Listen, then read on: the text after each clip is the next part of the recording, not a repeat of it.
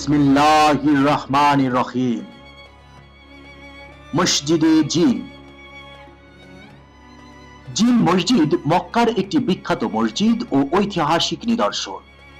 তবে এটা জিনদের বানানো কোনো মসজিদ নয়, কিংবা একদিনে গায়েবী ভাবে হয়ে গেছে এমনটিও নয়। ইসলামের প্রাথমিক যুগে মক্কা নগরীতে যে স্থানে জিনেরা হযরত রাসূলুল্লাহ সাল্লাল্লাহু আলাইহি সাল্লামের প্রতি ঈমান এনেছিল, পরে সেখানে একটি মসজিদ গড়ে ওঠে। সেটাই মসজিদে জিন নামে প্রসিদ্ধ। অন্য বর্ণনায় রয়েছে হযরত রাসূলুল্লাহ সাল্লাল্লাহু আলাইহি সাল্লাম জিনদের প্রতিনিধি দলের সঙ্গে সাক্ষাৎ করতে যাওয়ার সময় হযরত ইবনে মাসউদ রাহমাতুল্লাহকে একটি বৃত্ত এঁকে সেখানে রেখে যান এবং বলে যান, আমি না আসা পর্যন্ত এই বৃত্ত থেকে বের হবে না। মসজিদটি মক্কার পূবে হাজুন পাহাড়ের নিচে এবং হাজুন ব্রিজের 50 মিটার দূরে অবস্থিত। মসজিদের পাশের রাস্তার নাম জিন মসজিদের সড়ক।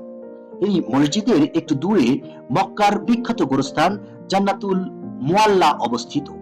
600 বর্গ মিটারের মসজিদটি দেখতে হাজিদের ভিড় দেখা যায় প্রতিনিয়ত। ইতিহাসে আছে, একদিন এখানে মহানবী সাল্লাল্লাহু আলাইহি সাল্লাম নামাজ আদায়কালে আকাশ পথে গমনরত একদল জিন কোরআনের অভিনবত্ব ও সুমধুর সুরে আকৃষ্ট হয়ে থমকে যায় এবং এ ঘটনা তারা তাদের জাতির কাছে ব্যক্ত করে।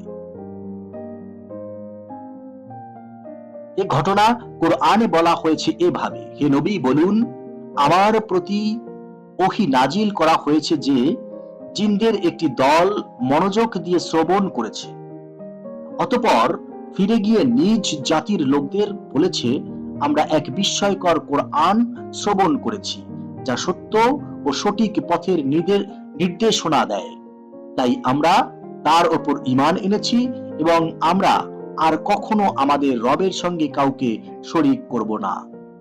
সূরা জিন 1-2 আয়াত।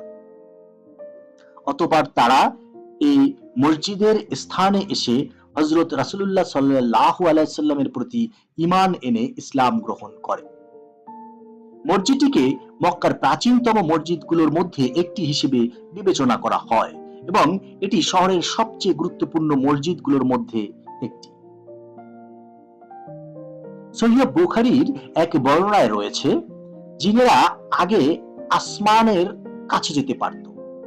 আল্লাহর রাসূল সাল্লাল্লাহু আলাইহি সাল্লাম নবুয়ত প্রাপ্তির পর জিনদের আগের মতো আসমানের কাছে যাওয়া বন্ধ করে দেওয়া হয়। তখন তাদের আসমানে যেতে কেন বাধা দেওয়া হচ্ছে, কি এর রহস্য, তা জানার জন্য তাদের অন্তরে কৌতূহল দেখা দিল। এই উদ্দেশ্যে তাদের একটি দল সারা পৃথিবী পরিভ্রমণে বের হলো। এটা সেই সময়কার কথা যখন মহানবী সাল্লাল্লাহু আলাইহি সাল্লাম তায়েফ থেকে মক্কার মুকাররমায় ফিরে আসছিলেন। পথে নাকলা নামক স্থানে ফজরের নামাজরত অবস্থায় মহানবী সাল্লাল্লাহু আলাইহি সাল্লাম কুরআন তেলাওয়াত করছিলেন। ঠিক সে সময় জিনদের সে দলটি সেখান দিয়ে যাচ্ছিল। তখন কুরআন তেলাওয়াতের আওয়াজ তাদের কানে পৌঁছালো।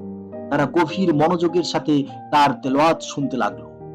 সরাসরি মহানবী সাল্লাল্লাহু আলাইহি সাল্লামের মুখে পবিত্র কালামের তেলাওয়াত তাদের ভীষণভাবে চমৎকৃত করলো। তাদের অন্তরে এমন প্রভাব বিস্তার করলো যে তারা তখনই ইসলাম গ্রহণ করে ফেলল।